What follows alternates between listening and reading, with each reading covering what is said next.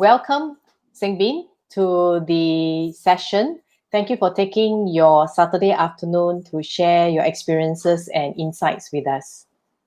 Thank you, Janet. Yeah, no problem. So, how have you been? I've been pretty busy actually. That's good news. Yeah. What have you been busy with? I mean, now, with this digital teleconference, Zoom, Google Hangout, so we continue to conduct, our business and work, basically using all these tools, online tools. Yeah. I see. So now we have actually we are at 1:52 right now. So how the episode will go is between 1:50 to 2 p.m.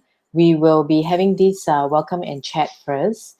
And after that, at 2 p.m. exactly, we will play the episode premiere. Generally, it takes a little while for people to come on board with us. And then we will then carry on with the episode live Q&A after the episode premiere. Okay, so now, Bin, it's been 1 month since, or more than 1 month since we actually recorded the episode on for this particular series itself. So, for those who just join us on the platform, we have Mr. Lim Seng here, the managing director of a property development and real estate company in Indonesia, and he'll be sharing his experience and insights on how he built his business brand during the financial crisis itself, and he will also share with us his views and insights for the coping with the current COVID-19 crisis. Welcome, Bin, to this particular session. Thank you, Janet. Yeah, welcome. So, Bin, could you share a little bit with us, since actually the last time when we had the episode interview, what's the scene in terms of business in Indonesia itself? Indonesia is affected as well because of this COVID-19 situation. In fact, right now they have this what they call PSSB, which is actually similar to the circuit breaker in Singapore. Right. So that has been going on, and I think they are preparing now to enter into the transition period as well, just like Singapore. I think a lot of the approach kind of mirror Singapore. They are going to do it in phases as well. I see. So now, then, I was just wondering, right, because your business is really into property development, in terms of commercial and residential. So during this period of time when it's locked down, how have you all been conducting your business? Actually, our township, beside residential, commercial, we also have industrial. The township is very huge. It's a 5,600 hectare or 56 square kilometer. So for the industrial park component, some of these industries are actually essential services. So they have a special permission from the government to continue operation. Of course, they have to follow all the protocol. For the residential, that because we have those, it's just like a township. It's a mature township. So of course, the schools have been closed. The mall also, only the F&B and also the supermarket can operate. Very similar to Singapore. So I think the situation is, it is now getting more stable. I mean, initially people are getting to adjust to this situation. Now it seems people are more settled down. So they are preparing for transition now, actually. I see. So this particular township is mature. Are you actually developing any new sites where you actually have to do selling of those units, whether it's residential, retail, or industrial, to the potential consumers? Yes, we have, because the township itself, we have many products for different segments, from the upmarket segment, middle segment, as well as the middle low segment. And we also have some existing stocks. So currently, basically the one that we continue selling are actually the existing stocks. Yeah, surprisingly, even during this period, there are people who actually taking the opportunity to buy, this property as well. So we continue to have transaction. Interesting. So how does, is it through virtual reality or through virtual means that you're showcasing the showrooms of the property? You see, in the market, our township and the brand is already pretty well known, established. So the trust of the consumers are there. As long as the kind of product that we are offering meet their need in terms of the affordability, in terms of the location, and in terms of the facilities, is actually quite easy for this consumer to complete the transaction. In fact, we see quite a number of repeat buyers. I see. Yeah. Interesting. This township, actually, I'm just trying to recall, is it within Jakarta or is actually on the outskirts of Jakarta? It is within the greater Jakarta. Because I was watching and reading this news where I think Jakarta is actually sinking below the sea level and there is this plan to move out. So I was just wondering, how does this whole scheme of things affect the township that you currently have? That moving of the capital city is a very long-term project. Okay. Yeah, even that happen, I think Jakarta will continue to be the business and the financial center for Indonesia. It will be similar to Australia, like you have the capital city in Canberra. But, Sydney is still where all the business and the financial center for the country, right? Right. I see. That's quite interesting. So now, I was just wondering from a like team communication perspective, like you mentioned, Microsoft Teams, Google Hangouts, and all those. How do you see these actually panning out and affecting the way you do business in the future? It sort of opened the eyes, for businessmen and also for bosses to realize actually we now have the alternative of conducting business even without face-to-face interaction. I think, it's sort of really accelerate this transformation to the digital world. For those who were previously not really exposed to it, suddenly, there is no choice but start to pick it up and continue to work and also to conduct business. And do you see that not just because right now I think you're based in Singapore, but you're basically most of what you are doing in terms of the business and context are really in Indonesia. So I understand from our previous meetings also you do have partners in China and the rest of Asia.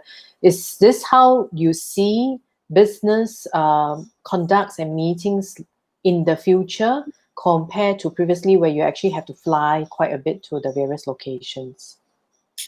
I would say it's supplement. At the end, for big transaction, for investors, the kind of face-to-face meeting is still necessary.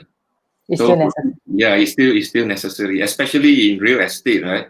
If you're talking about investing in a piece of land to develop a mall or to develop a condominium, definitely, they would like to go to the location and size up the site, the attributes of the area. So I think at the end, that final step is still necessary. I see. So we are exactly at 2 p.m. right now, Seng Bin. So what I'll do is I'll hide you for a little while. We'll play the episode premiere, and afterwards we'll carry on with the chatting sessions itself while we wait for the questions to come in.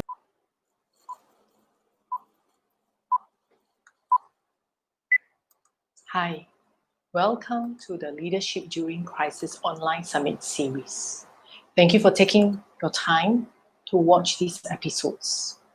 Please remember to subscribe at our YouTube channel, follow us on LinkedIn and Facebook under Leadership During Crisis.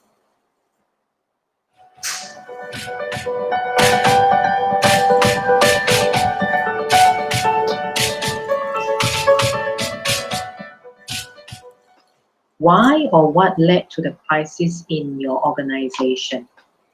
The crisis that I experienced, that was back during the Asian financial crisis in 1998, especially in Indonesia. So at that point, I had this project in Indonesia developing a golf resort.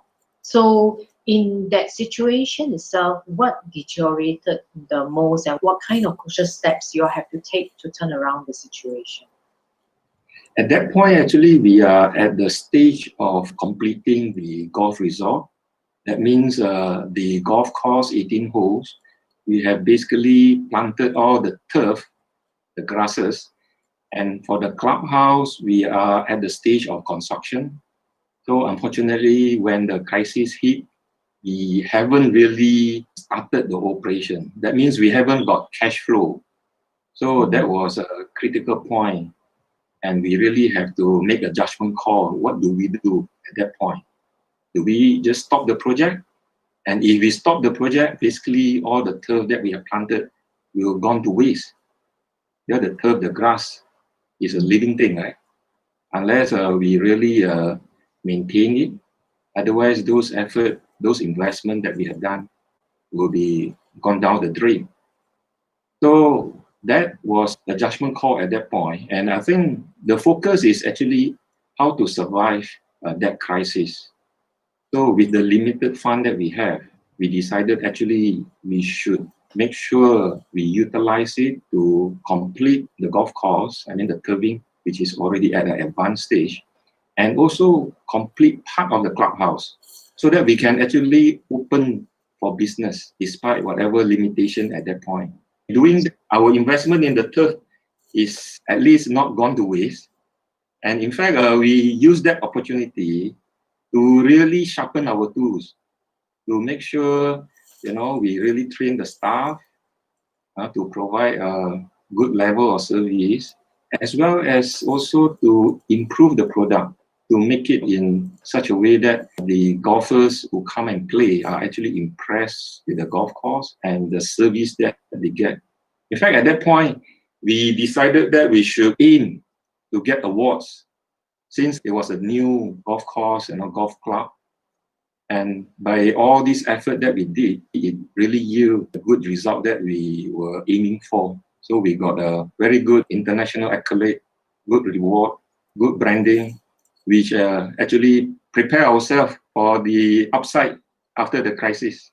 But usually, like you mentioned, with the limited funds and during financial crisis, they will call it like maybe a luxury game like golf and all those may not be the first thing on people's mind. How did you position yourself such that at least you get enough revenue while you train your staff and ensure that you have good service before the good times come? I mean, since it was a new golf course, we did a lot of promotion. It was not so much of making profit, but really to keep the cash flow going. And as an introduction to new golfers as well, those who haven't been to the club, so it was sort of a promotion to get them to experience the golf club, to experience the fantastic quality of the golf course. So I think that was how we keep the business going. Actually, this is in a way part of the business continuity that we did. Yeah, it's a part of that strategy.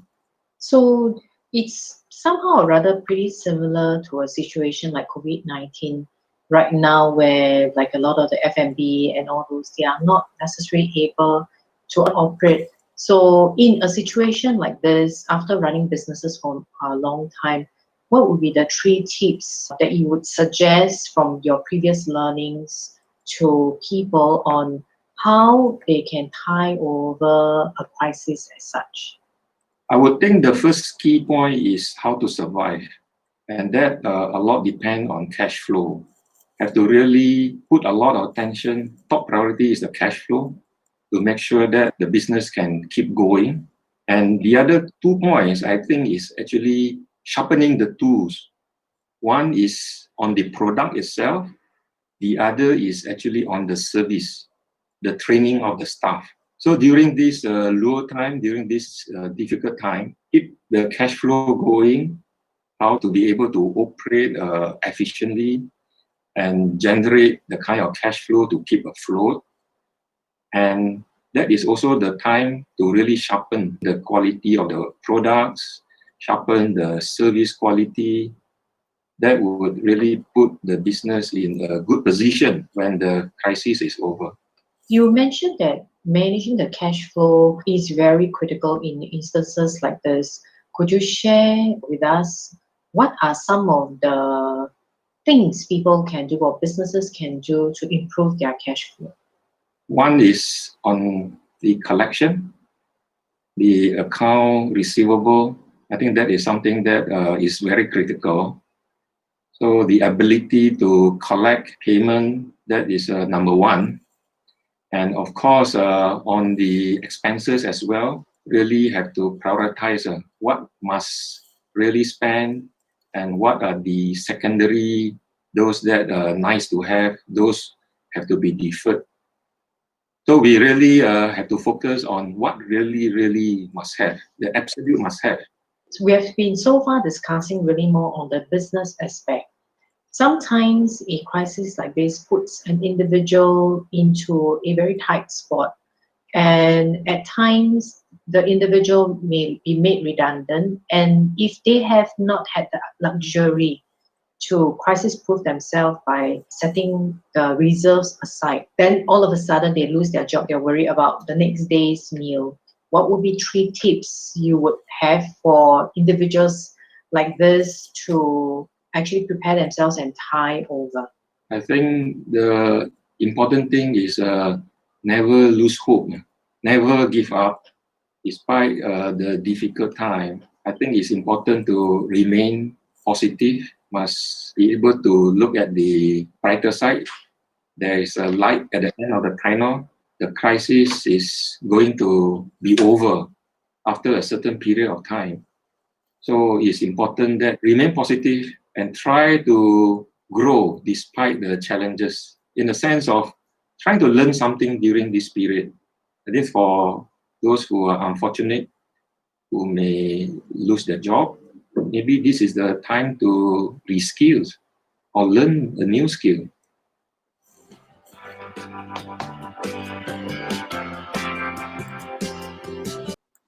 Hi, Sengbin. Hi, Janet. Hi. So it's been 1 month since the recording. Do you remember what you originally said during the interview itself? Yes, sure. Still remember. Still remember. So has the situation, from what you mentioned earlier on, it doesn't look like it has changed quite significantly except for the phases and the lockdown itself. In a way, yes. I mean, the situation has sort of evolved. At that stage, that was just at the starting point. Right?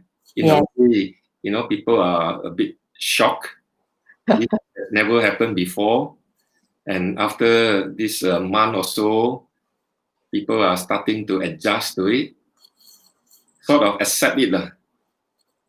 Yes. So right now, basically, for those who just joined us, we just finished the episode premiere. So for now, if you would like to, you can log in into your YouTube account. And if you're coming in from the desktop, please key in your questions in the chat box towards the right-hand side of the screen.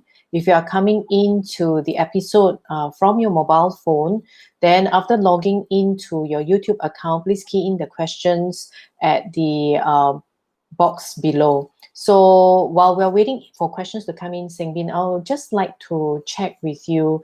How do you see this COVID-19 situation impacting the property or real estate business down the road? I think it would probably change people's priority. I think many people would now want to make sure the home that they buy is able to allow them to work from home. Oh, okay. Yeah, I think now they realize. I see. Probably, and also in terms of the internet connection, need to have very good internet connection. So for countries where the internet connection, or if you develop new township, would it pose a challenge? For our case, it is not, because in our township, we already have fiber optic, since we have many industries, right? And many multinational companies like Samsung, you have Unilever, you have many multinational companies. So, in fact, we have more than 2,000 companies already in the township, multinational and national companies. So we have very good infrastructure. We have a fiber optic already laid out by ourselves in our township. And we also have the other facilities, like, we have our own water supply, we have our own wastewater treatment, we even have our own power plant, and we even have the dry port, the inland port. In Indonesia, currently there is only one inland port besides the international port, which is at this Tanjung Priok at the northern part of Jakarta. Right? So within our township itself, we have the one and only inland port. So all these are to really to serve our customers. I mean, all these industries who need to import and export their goods and products. Right. So, but at the end of the day, because I think there's been a lot of doom and gloom in terms of the forecast on like the economy, people's ability to pay as well. So from a housing perspective, I think a property development is quite, to buy a property is quite a huge amount. How is your company actually planning for what will come, and how do you have plans to help consumers on how they can own their own property? Maybe there's something interesting that we have just embarked on, because I think our strategy and also the way we look at the industry now, we need to do collaboration between companies who can even be from different industries. Last month, Jababeka and Telkom. Telkom is like the equivalent Singtel in Indonesia. Right. So we have signed an MOU. We are joining hands to start this in a way is similar to the Singapore Skills Future. Right. Yeah. So exactly is we actually have the content. We have the industries, we have the location, we have all these buildings, while telecom is actually providing all these digital internet.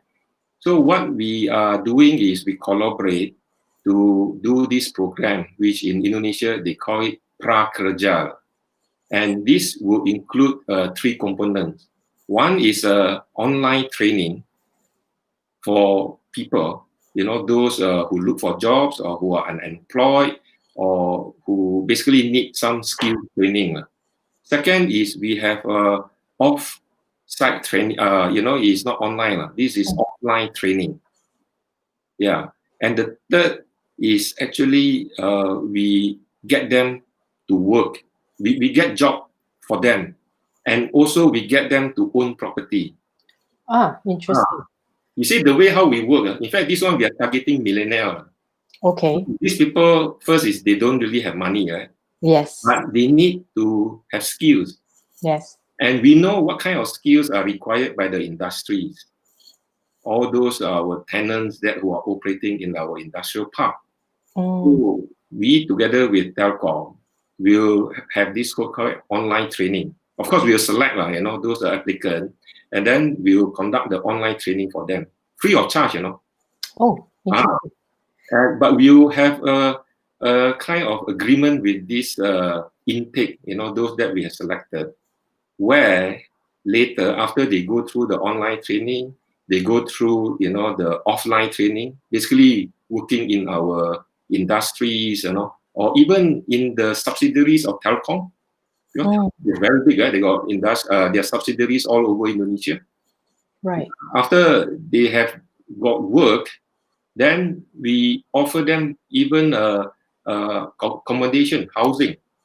But after they get this job, and after they working, then they will start to pay back, those costs of training that we have sort of provide to them free of charge at the beginning. So in a way, is to help the government to solve these unemployment issues as well. I see. Interesting. So basically, it's like a tripartite kind of arrangement, because you are the property or landlord with actually the properties, whether industrial, retail, or housing, and then you tie up with the telecom in terms of the internet, and then you have to partner with the industries, which require the skill sets, as well as they will have the jobs, so that the millennials, after they graduate, they pick up the skills and then they actually have a job and have a home as well. Interesting. Yeah, correct. Yeah. Okay. So from Jababeka, from our group, our learning center, and in fact in our group, our foundation, we have the President University. So all these trainees, after they graduated, after they started working, they also have the opportunity to continue their studies to President University or the Telkom University. I see. Telkom also have their own university. Interesting. Now, then let me ask you, like there has been a lot of talk about digital skills, upgrading of skill sets in Indonesia, right? You mentioned that the industries, you need to help them in terms of training and the skill sets. What are the most common skills and the training that are required right now? In fact, this program that we are collaborating with Telkom is focusing on the ICT skill. Okay. Yeah, mainly ICT. That is the future for for these industries, and also the future for business, right? Right. Yeah. So ICT wise, is it more towards the digital marketing, or more towards actually the hard skills of programming, data analytics, or cybersecurity? Okay, for the content of the program, Jababeka and Telkom, we work together with the authorities. Right. In fact, the authorities now they have already have like a certain curriculum, the basic training, and after the basic, you have the so-called intermediate, and until the third stage will be the advanced. So this curriculum, in a way, is sort of endorsed by the authority. It will be the kind of skill set required by the industry, the kind of skill set that will prepare, the trainee for the real job. It's not just for education, but it is more for the practical reason of them able to get the employment. I'm not sure you realize, Janet, in Indonesia, now the population is already 272 million. Wow, that's huge. Yeah, that's a huge. And out of these, 124% already have this mobile phone connection. You mean 124 million? 338 million. Oh, 124%. So it's not 50%. It's actually one person has more than one mobile. Yes. Oh. Yeah, in terms of the social media users, right? Right. Yeah, it's already 60%. It's 160 million. Wow. Yeah, internet user is also about the same number. You just imagine, this is a huge market, Right. Yeah, and they are already quite familiar in a way, with the use of all these online thing, digital thing. I think they have the largest number of Twitter's users, because of the huge population, right? Oh. Yeah. So now, actually, both of us came from the slightly older school. I think we had the luxury where we had the time to basically try and do well in a corporate, build our career over a longer period of time. So with all these changes that are going on, and since you actually are also looking into the training and the skill sets for millennials, what would be your advice for someone who just step out actually of the work, and they may have spent 4 years, 5 years specializing? Do you think in the longer term, is it specialization, or they need to be nimble and be willing to change? What kind of skill sets do they need? I think specialization is not bad, but even before we go to specialization, I believe they have to get that broad-based foundation, right? Right. So besides the broad-based foundation, the general kind of training, specialization would give them that competitive edge. If everybody is all general, okay, that is fine. But certain skills, probably need certain specialization. So That- just like business administration, after the general training, then you may go into specialized MBA and things like that. Right. So, okay, we have a question coming in from Boon Lee, who asks, is smarter solutions being considered and embraced for properties to improve the community living? Definitely. I think this is where, because of this COVID-19, people start to pay attention already. It's not just the normal kind of features that people are looking at. Now people realize a smarter solution, the touchless, without touching a lot of things, right? Everything remote. Yeah, that could be probably a choice now. So people are at least now more open-minded. Yeah, considering of what has happened, due to this pandemic. Right. So we have Padalam Kalai, who said, salute to you, Bapak Sembin. He's impressed with your value of retaining employees and reskilling them during such crisis. And he also carried on to ask you a question. What do you see as key differences in managing COVID-19 crisis versus 98 financial crisis in terms of leadership requirement? And then it's not seen here, but it carries on to say to manage people and business. I would think the key difference this time is a health pandemic, right? And it is not just confined to a country or a region, it's a global. So the kind of impact is a multi-dimension. Certain industries may be not so much affected, let's say like healthcare or pharmaceutical, but then the the supply chain is also affected. So it's just a question of degree now. I think everybody is impacted somehow, but it's just a question of degree, because the whole supply chain, okay, maybe the manufacturing side, the demand is there, they can produce the product, but how to deliver to the consumers? Also, you need to rely on the logistic, operators, right? Then with all the airport closed, cargo flight is also an issue. I mean, cargo flight is still going on. Passenger flight is already cancelled. So I think the kind of consideration is pretty different, more multi-dimensional. So it is actually a bigger challenge, I would say. You are saying from the leadership perspective? Yes, I think it's more complicated. Yeah. Yeah. So therefore, if let's say you have to give 3 tips for someone who may not have managed a crisis or only have handled the financial crisis previously, what would be the 3 tips that this person should try and do? Because I think after this, right now we are in the aftermath of the crisis. I think things will get a lot worse before it will get better. What are the 3 tips you would give them? I would say the 3 areas. One, I think, is internal. That means probably we have to look inside in terms of our product and services, that we should take this opportunity to really take a hard look, see how we can take that opportunity to improve it to the next level. I think internally, this is the time to get the house in order, And the second point is probably have to focus about, collaboration.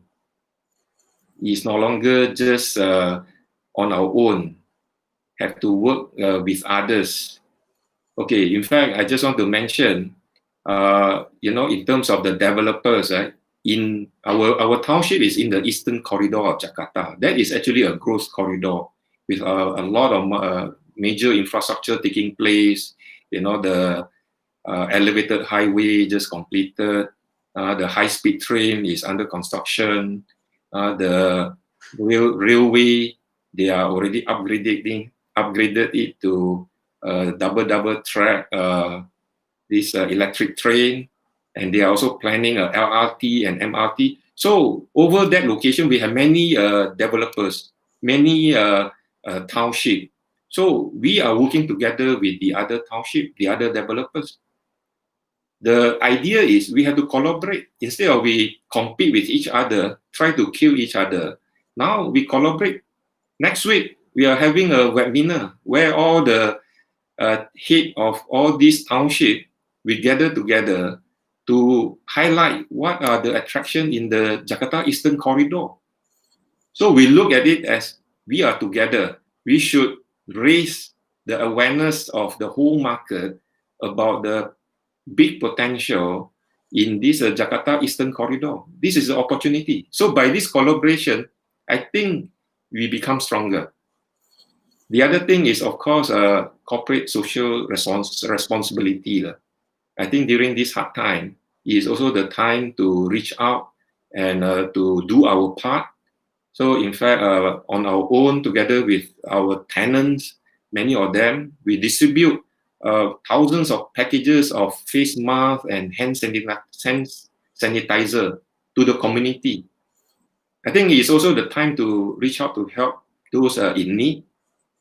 And by doing that, in a way, when all this pandemic, the crisis is over, I think the goodwill will be there. I think probably, the future business will come. Yeah, that's true. So Kalai said thank you for your comments. Now, the other thing I was just wondering, when you were sharing, right, Seng Bin, it sounds like it's actually a lot of private sector collaboration that's actually happening in Indonesia to help everyone get it across. Are the private sector actually working very actively besides the project that you mentioned with telecom on providing jobs and training? Is the collaboration only the private sector portion, or is actually in between the private and the government as well? Actually, it's also besides the private, we also work together with the government. Yeah, I think it's important because the government need all this support. So from the private sectors, it is a time that we come together and work together with the government to really help those who are in need. And I think this is a very important. Yeah, I think the government will appreciate all these CSR. Yeah. Yes, that's good. Now, Seng Bin, it's time really flies. It's already 2:30 right now. So what I would like to do is actually I'll hide you for a little while and share more about your episode, how they can contact you and find out more about your company. Then I'll come back to you. In the meantime, we'll wait and see whether there are any other questions that will come in. Just I'll hide you and then I'll come back to you a little later. So similarly, once you want to find out more about the leadership during crisis series, you can actually go to effectiveasianleadership.com, click on the leadership during crisis page, and you'll come to this page where you will see the various different episodes on the leadership during crisis, and you can scroll all the way down to see Seng Bin's episode and click on the Watch Now tab.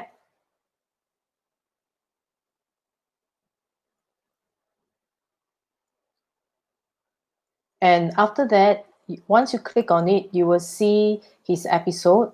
And in his page, you will generally see the first video, which is basically just the pure episode premiere recording. And after the editing of the live premiere episode today, it'll be uploaded and you can click on the blue tab that is actually seen on the current page. And if you'd like to know more about Mr. Lim Seng Bin's background, you can scroll down further on the page, and his company's website on what his company's latest development is will also be there.